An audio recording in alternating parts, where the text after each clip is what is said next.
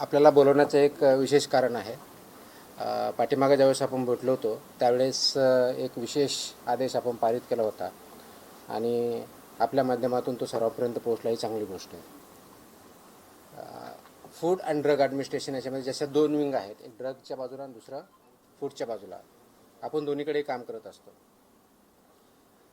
तर फूडवरती काम करताना एक लक्षात येतं आहे की आपल्याकडं जे रेग्युलेशन्स आहेत, म्हणजे food safety and standards authority act 2006, 2011चे नियम आणि त्या अनुषंगाने 2011पासून आत्तापर्यंत वेगवेगळे स्टँडर्ड्स आणि रेग्युलेशन जे तयार झालेले आहेत आणि जे इम्प्लिमेंट करणं अपेक्षित आहे, त्याच्यासाठी एन्फोर्समेंट म्हणून किंवा इम्प्लिमेंटिंग ऑथॉरिटी म्हणून FDA, महाराष्ट्रामध्ये फूड अँड ड्रग ॲडमिनिस्ट्रेशन यांची जबाबदारी आहे. त्या कायद्याअंतर्गत फूड सेफ्टी कमिशनर म्हणून मी काम करतो. इथे जे कोणी ह्या पदावरती व्यक्ती काम करतं ते फूड सेफ्टी म्हणून करतं. आणि म्हणून आपण जे अन्न या फूड या डेफिनेशनमध्ये येतं ते सेफ असावं आणि ते हेल्दी असावं, हे दायित्व आणि हे इम्प्लिमेंट करण्याची जबाबदारी ही फूड सेफ्टी कमिशनर म्हणून या पदावरती आहे. आयुक्त फूड सेफ्टी कमिशनर राज्याचे जे असतात त्यांच्यावरती, प्रत्येक राज्याच्या फूड सेफ्टी कमिशनरवरती आहे. या अनुषंगाने बघत असताना आपलं जे फूड आहे आणि आपण जे कन्झम्शन करतो, म्हणजे प्रिपरेशन असेल, त्याचं प्रोसेसिंग असेल, त्याचं मॅन्युफॅक्चरिंग असेल आणि त्यांचं कन्झम्शन असेल, ह्या सर्व स्टेजेसवरती स्टँडर्ड्स ठरलेले आहेत. म्हणजे कन्झम्शन हे सेफ असावं म्हणून ते सगळी प्रोसेस तिथपर्यंत पाळायची असते. याचा एक महत्त्वाचा घटक जो सर्वात मेन अफेक्ट करतो, मॅन्युफॅक्चर तर आहेच, प्रोसेसर आहेत, पण सर्वात महत्त्वाचा आजच्या डेटला जर बघितला तर हॉटेल्स, रेस्टॉरंट्स, इटरीज, ऑनलाईन जे प्लॅटफॉर्म त्यांच्यामार्फत जे फूड दिलं जातं, विकलं जातं, नागरिकांपर्यंत दिलं जातं, हे स्टँडर्ड्स पाळतात की नाही पाळतात हा एक महत्त्वाचा इश्यू आहे. आणि याच्यासाठीचा खूप चांगल्या प्रकारचे रेग्युलेशन स्टँडर्ड्स हे फूड सेफ्टी अथॉरिटीने, गव्हर्नमेंट ऑफ इंडिया यांनी डिसाईड केलेले आहेत, वेळोवेळी डिक्लेअर केलेले आहे. त्याचं इम्प्लिमेंटेशन करणं हे अत्यंत गरजेचं आहे. त्या अनुषंगानं काल 23 जूनला मी एक आदेश पारित केलेले आहेत की ते आदेश आहेत हॉटेल्स, रेस्टॉरंट आणि इटरीज यांच्या बाबतीतल्या पाळावयाच्या ज्या गोष्टी आहेत, ज्या स्टँडर्ड्स आहेत, ज्या प्रोसेसेस आहेत, त्या पाळणं बंधनकारक आहे त्यांच्यावरती. तर त्यामध्ये जर बघितलं तर आम्ही ग्राहकांच्या आरोग्यासाठी, आरोग्य संरक्षणासाठी अन्न व औषध प्रशासन म्हणून एक महत्त्वाचा निर्णय, एक ऐतिहासिक निर्णय काल घेतलेला आहे आणि ते आदेश मी पारित केलेले आहेत. ते काय आदेश आहे तर हे कंप्लायन्स ह्या इंडस्ट्रीनं, म्हणजे हॉटेल्स, रेस्टॉरंट, इटरीज हे जे आहे यांनी करायचे आहेत आणि त्यांचं इन्फोर्समेंट आपल्या मशिनरीमार्फत, म्हणजे आपली जी यंत्रणा आहे त्यांच्यामार्फत करायचं आहे. तर हे करण्यासाठी सुरक्षित अन्न, स्वच्छ आस्थापना आणि जबाबदार अन्न व्यवसाय यांच्या बाबतीत आपण काही आदेश पारित केलेले आहेत. ते सर्वात महत्त्वाचं म्हणजे काय तर ते जे रेग्युलेशन्स आहेत ते रेग्युलेशन्स इम्प्लिमेंट करणं गरजेचं आहे. ते कोणते रेग्युलेशन्स आहे तर पहिलं आहे रजिस्ट्रेशन, अन्न व सुरक्षा मानके, अन्न व्यवसायाचे परवाने व नोंदणी 2011चे रेग्युलेशन्स आहेत. तर याच्या बाबतीत मोस्टली बऱ्यापैकी रजिस्ट्रेशन झालेलं आहे किंवा लायसन्स झालं. रजिस्ट्रेशन म्हणजे ज्यांचा टर्नओव्हर 1.5 कोटीच्या आत आहे तोपर्यंत रजिस्ट्रेशन, त्याच्यावरचे लायसन्सेस असतात. त्याचं इम्प्लिमेंटेशन काही प्रमाणात म्हणजे मोठ्या प्रमाणात झालेलं आहे. पण त्याच्या व्यतिरिक्त अन्न व सुरक्षा मानके, अन्न उत्पादन मानके व अन्न संयोजके हे विनियम 2011 याचं इम्प्लिमेंटेशन होणं गरजेचं आहे. त्याचप्रमाणे अन्न व सुरक्षा मानके, दूषके, विषे व अवशेष हे 2011चे रेग्युलेशन्स आहेत, याचं इम्प्लिमेंटेशन होणं गरजेचं आहे. त्याचप्रमाणे अन्न सुरक्षा व मानके, लेबलिंग आणि प्रदर्शन 2020 याचं इम्प्लिमेंटेशन होणं गरजेचं आहे. त्याचप्रमाणे अन्न सुरक्षा व मानके, पॅकेजिंग विनियम 2018 याचं इम्प्लिमेंटेशन होणं गरजेचं आहे.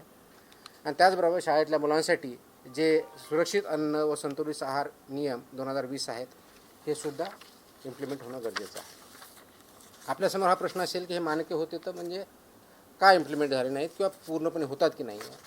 आतापर्यंत आमचा जो अनुभव आलेला आहे, म्हणजे माझ्या अगोदरचं आहे, जे काही रेट झालेले आहेत, सर्च झालेले, सीजर झालेले आहेत, ज्या कंप्लेंट्स आलेल्या आहेत आणि त्याच्या ज्या फाइंडिंग्ज आहेत त्या फाइंडिंगमध्ये आम्हाला काय सापडलं आणि त्याच्यात हे उत्तर आहे की हे आदेश म्हणजे पारित केले याची आवश्यकता का भासली. कदाचित इंडियामध्ये आपण फर्स्ट असू, मला माहीत नाही बाकीच्या राज्यांनी केलेलं नाही, की मोस्टली मला जे आहेत असे आदेश मला बघायला भेटलेले नाही आहेत. कदाचित असेल किंवा दुसऱ्यांनी केले असेल. तर याची आवश्यकता यासाठी पाहिली की ज्या आम्ही राबवलेल्या तपासण्या आहेत, विशेष मोहिमा आहेत, सर्वेक्षण आहेत आणि अंमलबजावणी या कार्यामध्ये आम्हाला गंभीर त्रुटी या आस्थापनामध्ये आढळलेल्या आहेत. जसे की अस्वच्छ व आरोग्यास अपायकारक परिस्थितीत अन्न तयार करणे, दुसरं वापरलेल्या खाद्यतेलाचा परत पुनर्वापर करणे, वैद्यकीय तपासणी नसलेल्या कर्मचाऱ्यांकडून अन्न पडताळणी करणे, तापमान नियंत्रणातल्या त्रुटी ह्या असणे, कारण तापमान आपण ज्यावेळेस करतो त्याच्यामध्ये काही स्टँडर्ड्स ठरलेले आहेत. अन्न दर्जाहीन साहित्यामध्ये अन्नपदार्थाचे पॅकेजिंग करणे, ग्राहकांना सुरक्षित पाणी उपलब्ध न करून देणे आणि विविध अन्न सुरक्षा नियमांचे उल्लंघन करणे, ह्या मेजर त्रुटी आम्हाला त्याच्यामध्ये आढळल्या. आणि ह्या त्रुटी ह्या ज्या स्टँडर्ड्स आहेत याचं उल्लंघन करणारे आहेत आणि म्हणून परत आपल्याला त्याचे आदेश काढून ते इम्प्लिमेंट करण्याच्या दृष्टिकोनातून हे काल आम्ही 23 जून रोजी हे आदेश पारित केलेले आहेत. ती कॉपी आपल्याला मी आता देईलच, अवेलेबल आहे, आपण देऊया. हे आदेश कुणाकुणाला लागू होणार आहेत हा पुढचा प्रश्न आहे.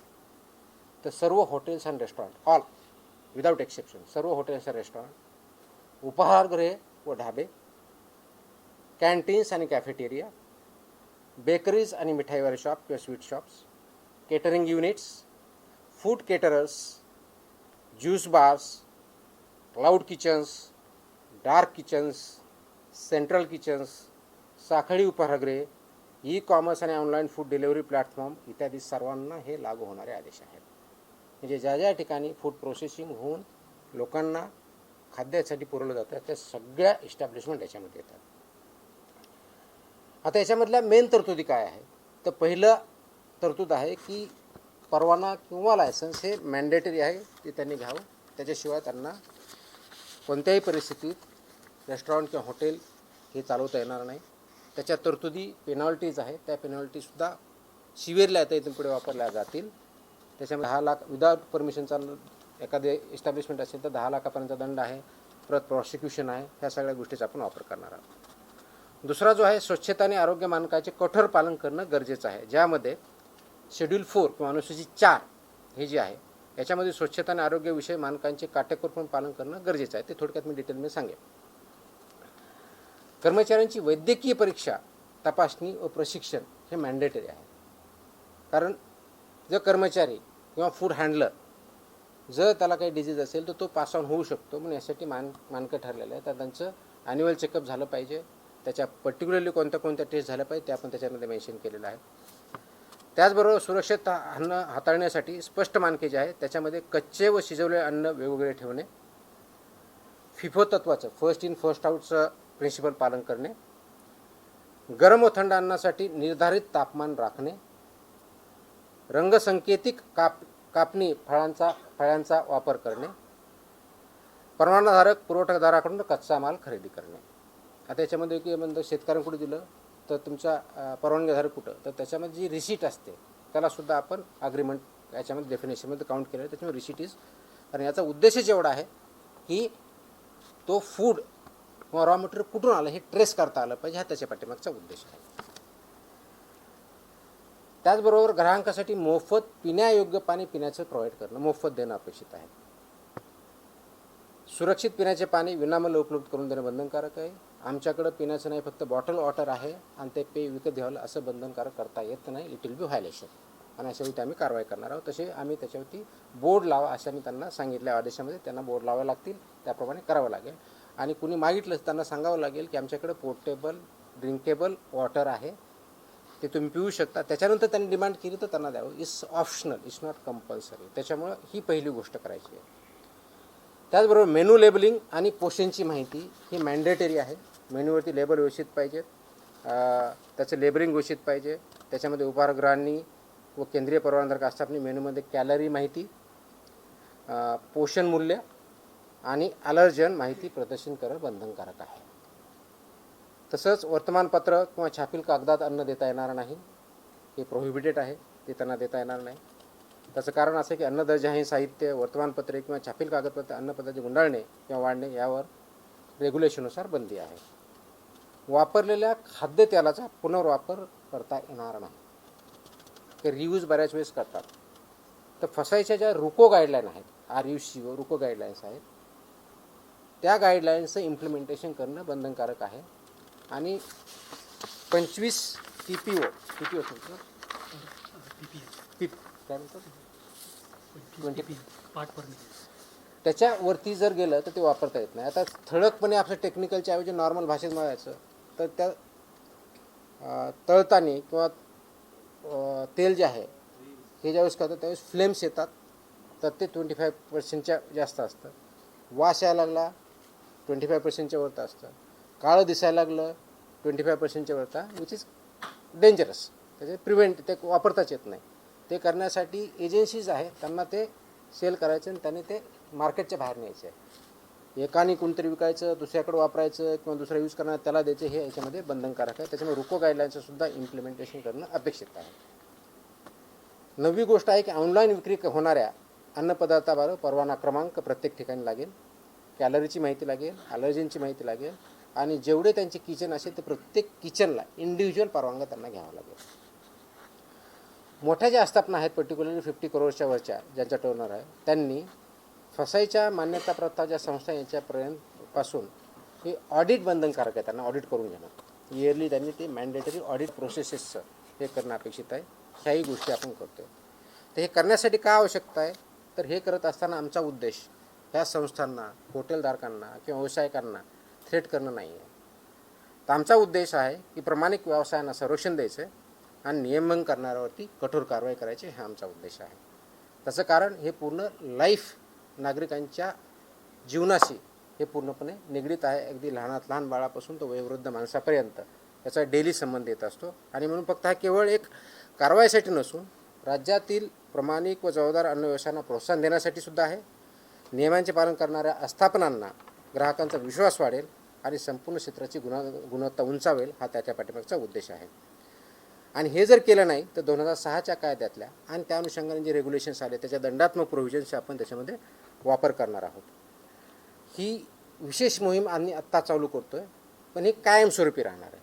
म्हणजे सुरुवात आत्तापासून करतो आहे, एक स्पेशल ड्राईव्ह म्हणून काम करतो आहे, पण ही कायमस्वरूपी 12 महिने चालणारे मोहीम असणार आहे. आणि हे पूर्ण महाराष्ट्रभर सर्व सहायुक्त, सर्व FSO, सर्व जॉईंट कमिशनर, कालच आम्ही आदेश दिलेले आहेत. आज मी थोडीशी विषय घेऊन त्यांना सांगितलेलं पण आहे. तर स्वच्छतेपासून, पिण्याच्या पाण्यापासून ते किचनपर्यंत सगळ्या गोष्टी होतील. हे करण्यासाठी कोणाला काही कंप्लेन आले तर आम्ही 4 त्यांना ऑप्शन्स दिलेले आहेत. आपला जो टोल फ्री नंबर आहे तो दिलेला आहे, फसाईचा टोल नंबर दिलेला आहे, फॉस्कॉस मोबाईल ॲप आहे आणि संबंधित कार्यालयातसुद्धा किंवा मेलच्या माध्यमातून सुद्धा आपल्याला यामध्ये कंप्लेन करता येईल, ह्या दृष्टिकोन बघतोय. आता थोडक्यात डिटेल्स, कारण आपल्याला थोडं टेक्निकल जर वाटलं असेल तर उदाहरणार्थ म्हणून तुम्हाला काही बाबी सांगतो की अन्न व्यवसाय चालकांची कर्तव्य जबाबदाऱ्या काय काय असाव्या, त्याच्यामध्ये गोष्टी दिलेल्या आहेत. तर त्या बाबतीत बघितलं तर आरोग्यविषयी पद्धतीचे पालन करणे करताना विनियम 2.1.2 आहे.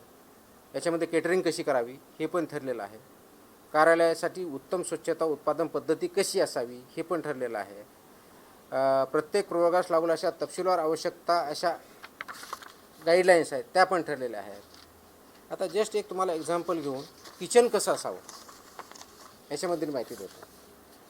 स्वयंपाकघर कसं असावं, सर्व अन्न तयार करण्यात येणाऱ्या ज्या आहेत त्या जागेच्या भिंती व फरशा ह्या टाईल्सच्या पाहिजेत. भिंत आणि फरशी म्हणजे खालची हे दोन्ही लागणार आहे. फक्त तुम्हाला खाली टाईल्स असून चालणार नाही, भिंतीला पण टाईल्स लागतात. त्या वॉशेबल असाव्या लागतात, कारण ते वॉश करता आलं पाहिजे. त्याच्यातून कोणत्याही प्रकारचं मिक्सचर होणार नाही, अडल्चरेशन होणार नाही किंवा पॉयझनस सबस्टन्सेस जाणार नाही, हे अपेक्षित आहे. ते अशोषक म्हणजे नॉन परमिएबल असावं, त्याच्यातून पाणी जाताना नाही हे बघावं लागणार आहे. त्याचबरोबर त्या धुण्यायोग्य असाव्यात हे असणं आहे. हे करताना पुरेशी हवा खेळती पाहिजे. तिथं यांत्रिक वायू विजन व निर्वातन प्रणाली बसवली पाहिजे, ज्याला एक्झॉस्ट आपण असं म्हणूया. त्याचबरोबर एक्झॉस्ट चिमणी असणं अपेक्षित आहे किंवा हुड खाली करावीत असेही अपेक्षित आहे.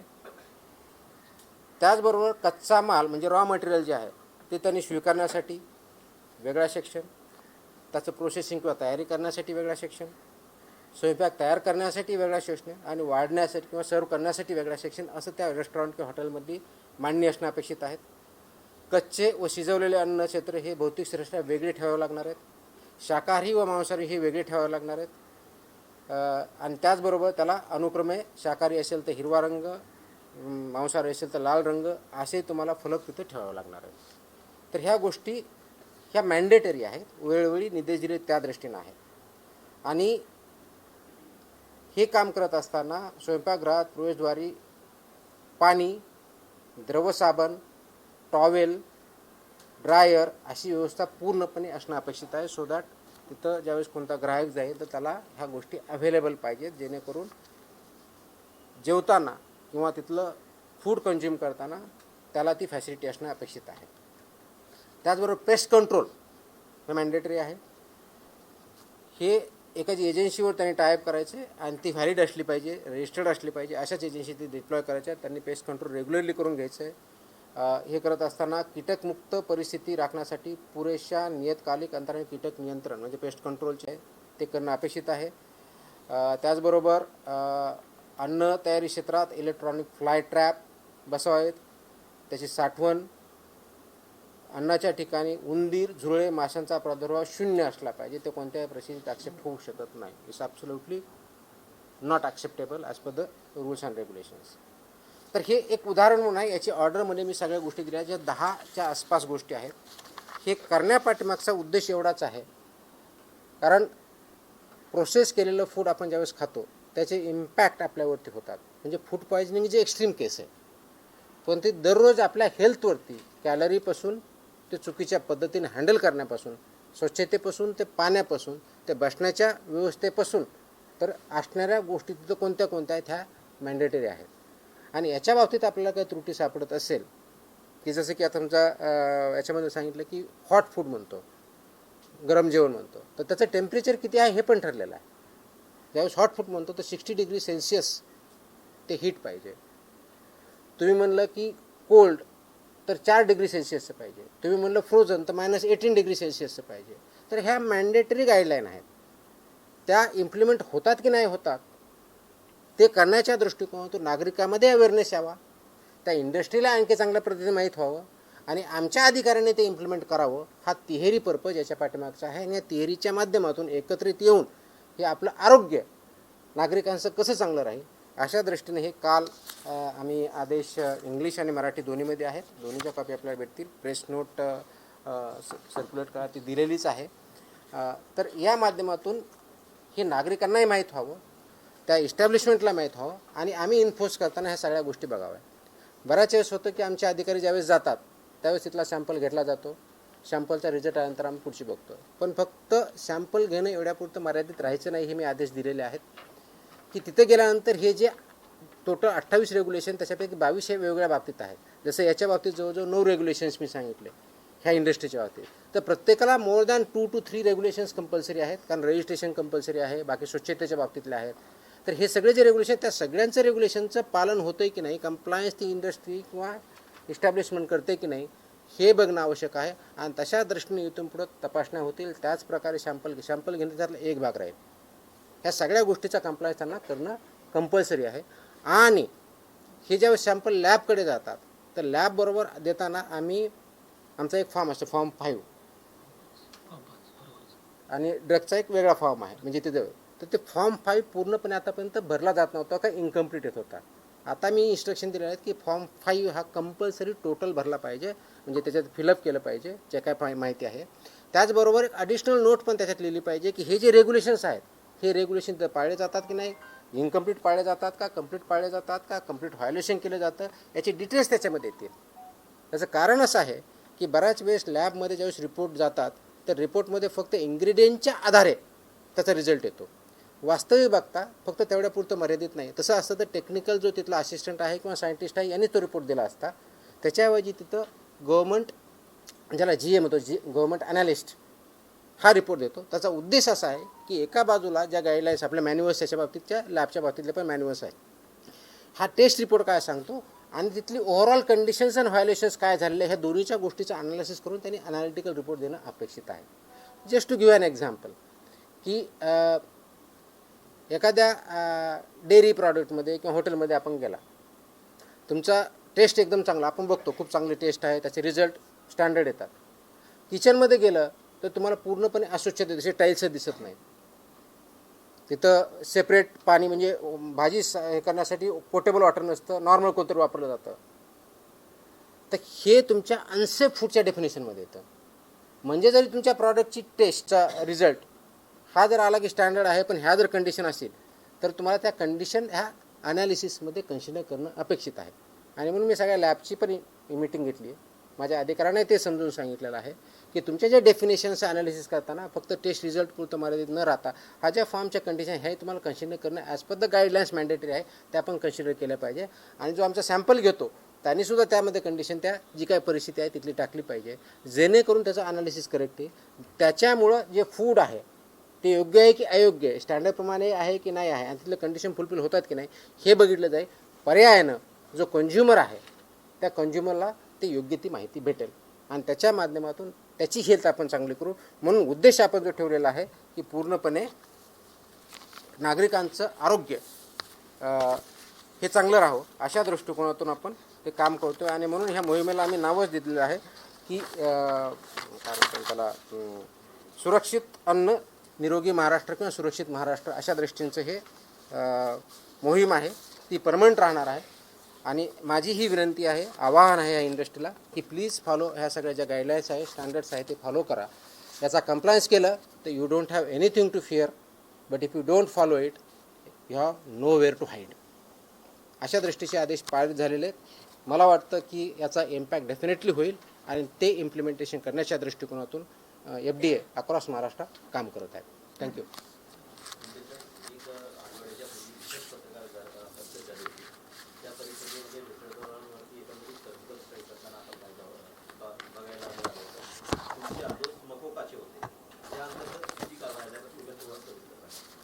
मकोकाच्या गाईडलाईन्स माझे आदेश जर बघितले असतील तर त्याच्यामध्ये आपली प्रोसिजर दिलेली आहे. 1999चा जो कायदा आहे त्याच्यामध्ये 23ची प्रोसिजर पण दिलेली आहे. ते करताना तो गुन्हा केला त्याच्या अगोदर झालेला आहे का, त्याची हिस्ट्री काय आहे, त्याचे अँटीसिडंट्स काय आहे, त्याचे FIR काय आहेत, आणि हे असल्यानंतर त्याची अप्रूव्हिंग ऑथॉरिटी